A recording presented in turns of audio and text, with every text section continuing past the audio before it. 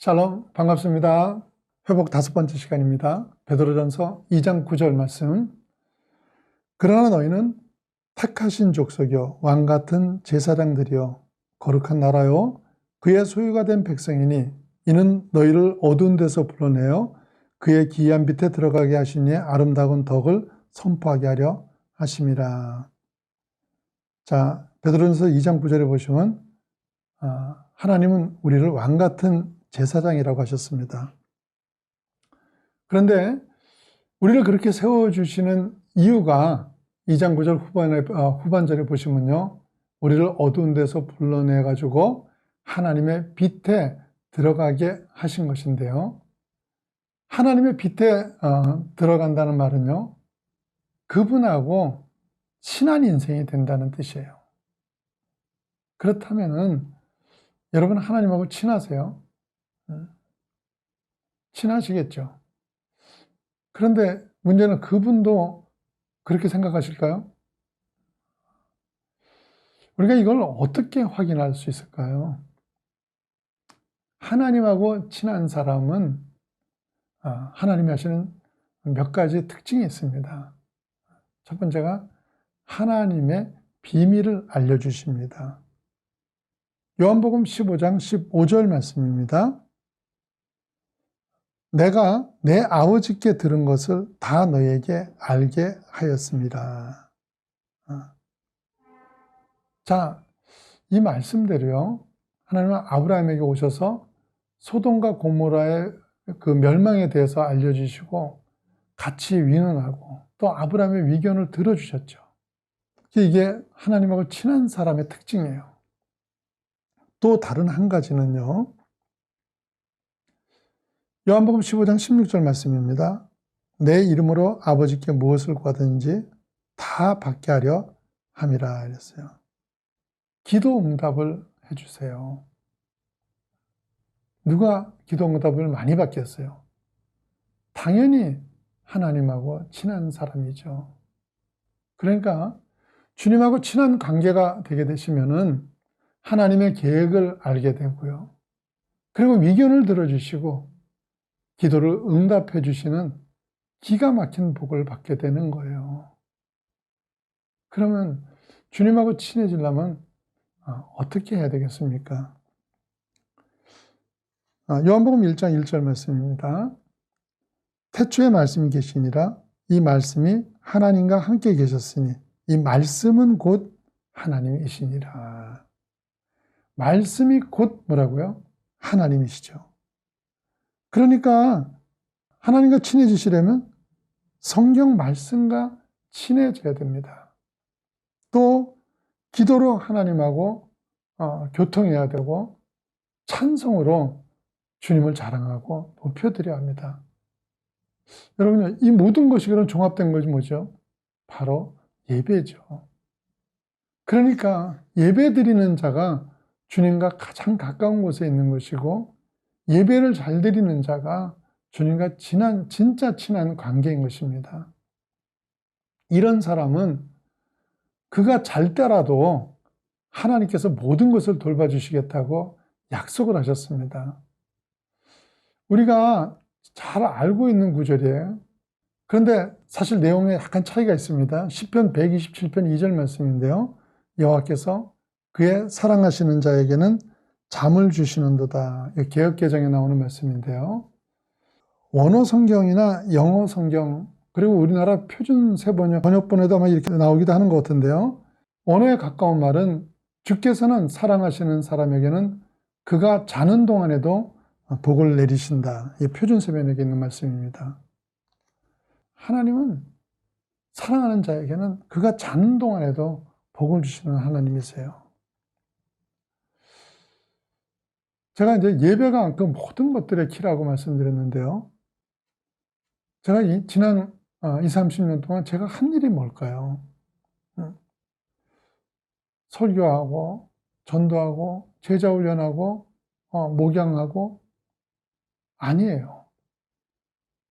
제가 돌이켜 생각해보면 그건 다 하나님이 하셨어요. 저는 딱 한 가지 예배 드렸던 것 같아요. 제가 인도를 하든지, 아니면 다른 사람이 인도를 하든지, 예배를 드리려고 애를 썼고요. 그래서 그 예배에서 하나님과 친한 관계를 만드는 것, 그게 다였는데요. 하나님은 목회도 하게 하시고 귀한 훈련도 시키도록 하셨고 세상의 삶도 불편함이 없이 모든 것을 다 공급해 주신 겁니다. 정말 말씀 그대로 자는 동안에도 복을 내리신 겁니다. 사랑하는 여러분, 무엇보다도 하나님과 친한 관계가 되십시오. 그걸 위해서 가장 신실한 예배자가 되시기를 축원합니다.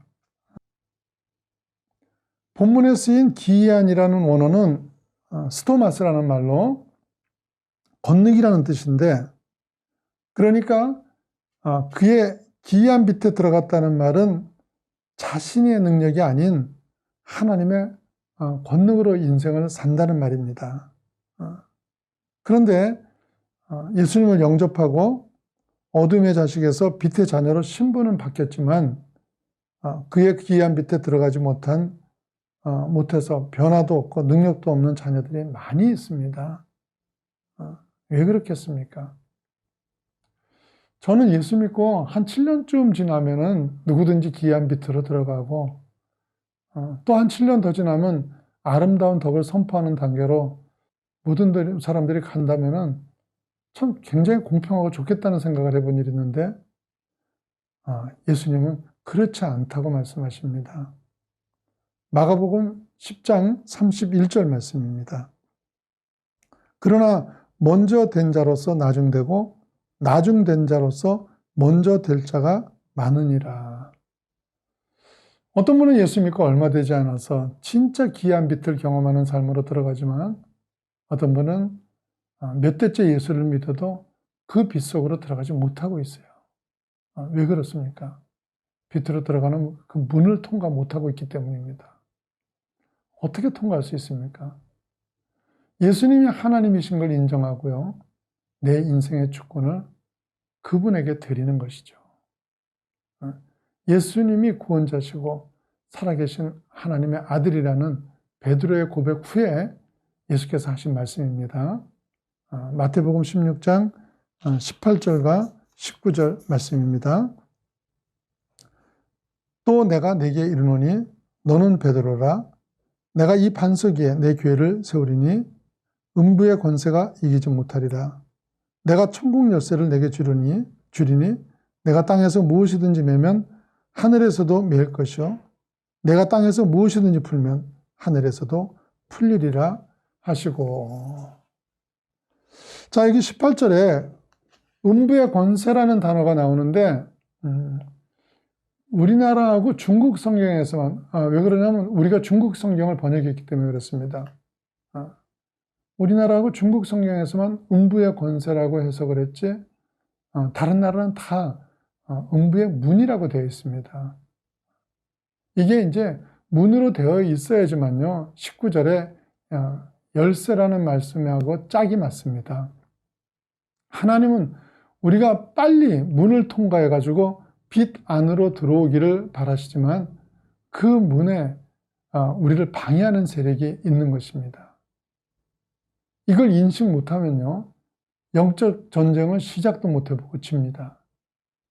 예수를 믿고 나면 정말 좋은 일이 무수하게 있는데 이걸 귀신들이 정말 귀신같이 알고 맡고 있는데 그 자체를 느끼지도 못하기 때문에 단순히 인생이 안 풀린다고만 생각을 하고 진짜 싸워야 하는 싸움을 싸우지 않는 것입니다. 그래서 믿는 자의 삶이 형통해지려면 무엇보다도 먼저 영적 전쟁을 인식하는 것이 중요합니다. 그런데 그걸 인식하는 순간 사실 그 싸움은 이긴 것이나 다름이 없습니다. 인식하고 나면은 어떻게 싸우겠어요? 영의 싸움은 기도죠. 기도하는 순간요, 내가 싸웁니까? 하나님이 싸우십니까? 당연히 하나님이 싸우시죠. 그래서 영적 전쟁에서는 기도가 중요한 것입니다. 사랑하는 여러분, 하나님께서는요, 예수를 믿게 되는 순간 모든 좋은 것을 다 누리도록 하셨습니다. 그런데 애를 써도 못 누리는 사람은 왜 못 누려요? 빛으로 들어가는 문을 막고 있는 마귀 때문입니다. 하나님이 하나님 되신 것을 인정하심으로 인해 마귀의 경고한 문을 무너뜨리시고요. 하나님이 예비하신 모든 신앙의 복을 풍성하게 누리는 자녀 되시기를 축원합니다.